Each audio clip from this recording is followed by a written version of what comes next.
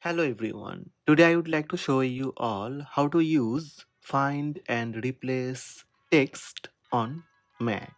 Let's have a look. First, click Launchpad. Now open notes, pages or numbers and go inside the relevant note or document. Click Edit from top menu bar and select Find. Then select Find and Replace. Type the word that you would like to replace.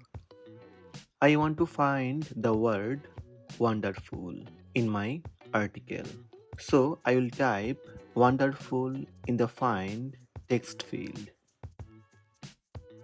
In the second box, enter what you want to replace. As mentioned previously, I would like to find the word wonderful in my article, so I can replace it with beautiful. You can click replace or you can click all, then click replace all. That's it. Text replaced. Tap done on top right. So these are the steps to use find and replace text on Mac.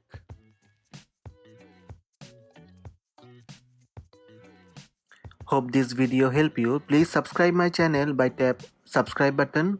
Also tap the bell icon to receive notifications about all new videos.